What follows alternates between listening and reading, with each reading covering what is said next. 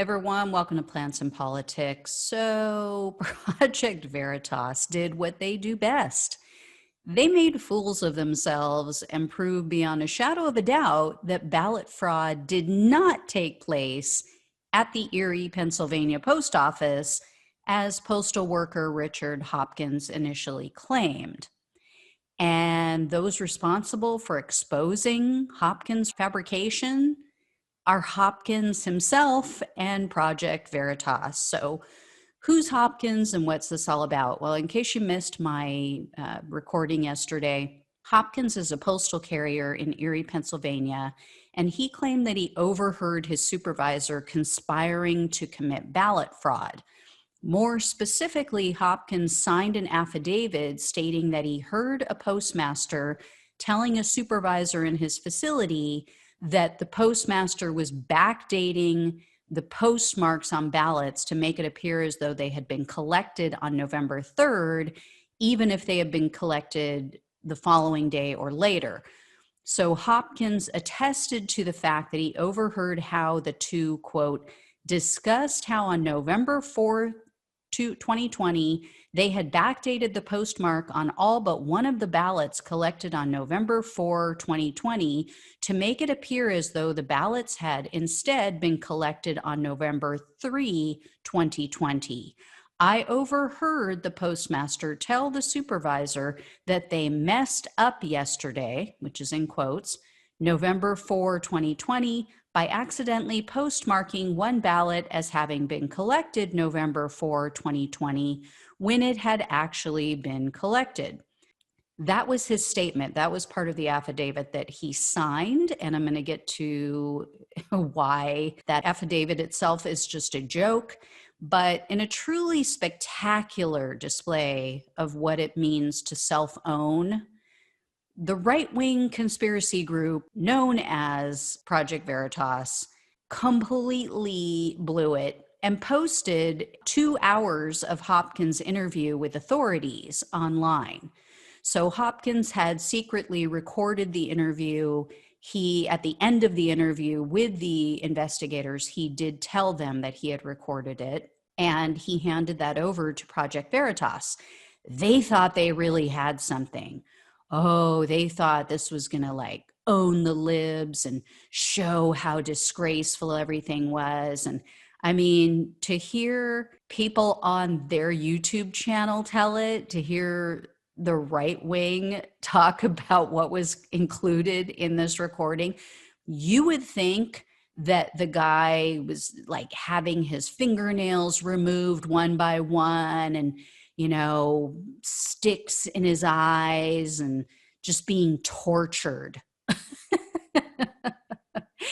Well, that's not the case. So the very right-wing UK publication known as the Daily Mail described the contents of that 2-hour interrogation in this way, quote, Mailman Richard Hopkins, the subject of a blaring Project Veritas report and GoFundMe campaign, is heard walking back an earlier affidavit piece by piece in a 2-hour interview with inspectors general from the U.S. Postal Service. So in fact, not only did Hopkins admit that he, quote, didn't hear the whole story, he also told Inspector General investigators that he, quote, put 2 and 2 together to make assumptions. So again, while right-wingers are trying to portray this interview as a terrifying interrogation, here's how the Daily Mail described it. Quote, the lengthy interview reveals the IG lawyers expressing sympathy for his predicament, reading Hopkins his rights, telling him he doesn't have to be there, and giving him a smoke break, but also guiding him to craft a new statement based only on the facts he says he observed. So that's the difference here. It's not what you think you overheard, because Hopkins admits that he was actually standing too far away to hear the entire conversation. But others who've listened to this 2-hour recording said that the investigators counseled Hopkins on the importance of having legal representation, In fact, one of the agents told Hopkins that if he had legal representation, quote, I would make whatever efforts possible to have that person here.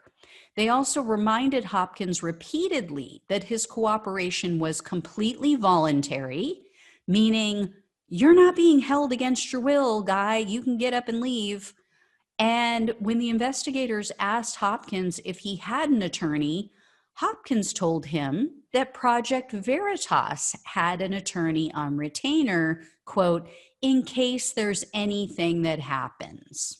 The Daily Mail also provided more damning quotes from Hopkins' interview. At one point, Hopkins stated, quote, my mind probably added the rest.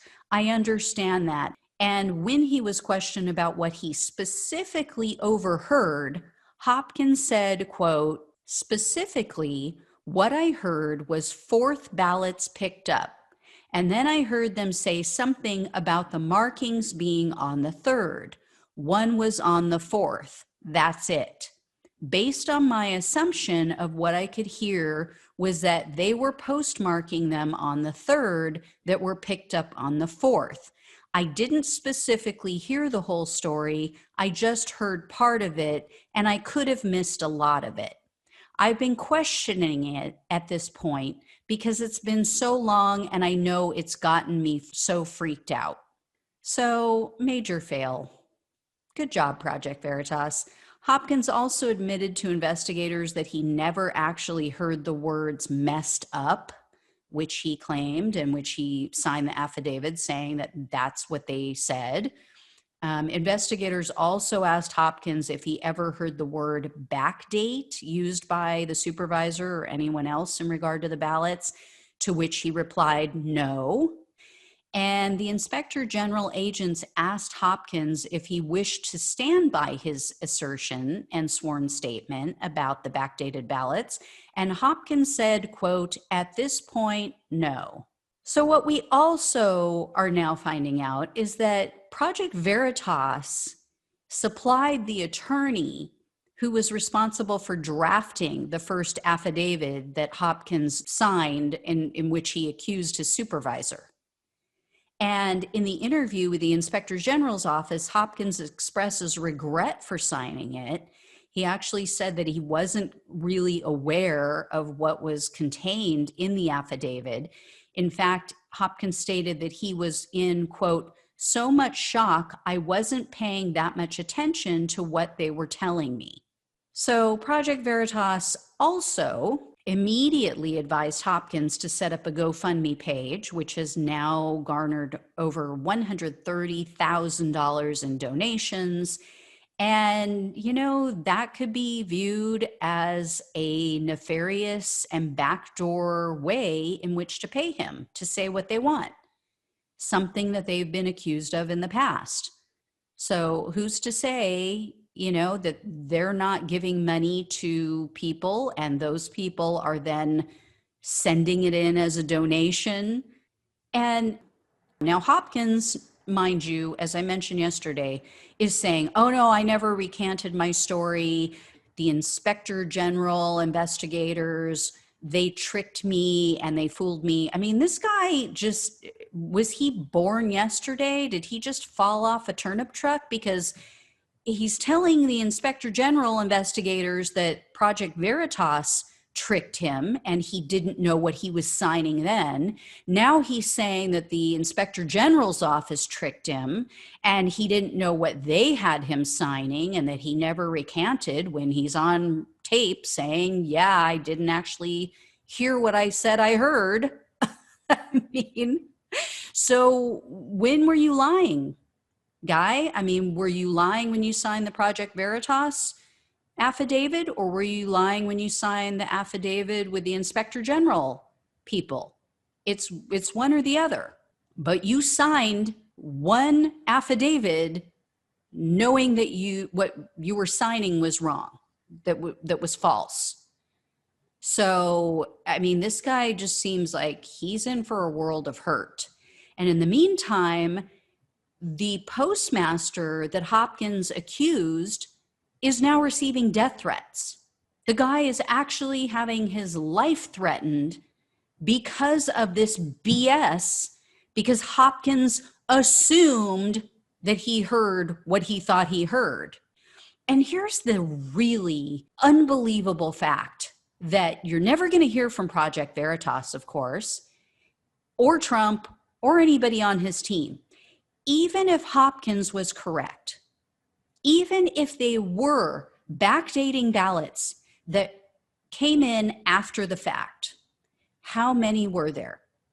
Well, according to the Erie Times News, the local publication, only 129 ballots collected by the Erie County Board of Elections were postmarked November 3rd, but received after that date. And of those 129 ballots, only 2 were processed at the Erie facility where Hopkins worked. So over 2 ballots, over 2 potential fraudulent ballots. Now this man's life is in danger because this guy wanted to see and hear what he wanted to see and hear because he's a Trump supporter. So, is Hopkins going to face any type of legal action for this fabrication? If I was his supervisor, I would file a civil suit against him. Number one, to prove my innocence, to prove to people I have nothing to hide, and I'll take it to court and I'll prove it to you. But also because Hopkins endangered his life by lying, by signing this affidavit, by going to a hyper-partisan group that is known for fabricating stories against their political enemies. Now this man's life is in danger. The sooner we get rid of this fascist wannabe dictator in the White House and all of his ilk that have no problem with this, that have no problem with ginning up fear and anger and violence for whatever political means they want to serve, whatever ends they hope to achieve, the sooner this country will be better off. So can't wait for him to go. Cannot wait for Trump to go. All right, guys. As always, like, share, subscribe. Thank you for watching and listening. I will talk to you soon. If I hear anything more, I'll let you know. Take care. Thanks for listening to Plants and Politics. The only way we can take our country and power back is to spread the truth and build an army. So remember to like, follow, subscribe, and share on Facebook, YouTube, and wherever you listen to your podcasts. Thanks again.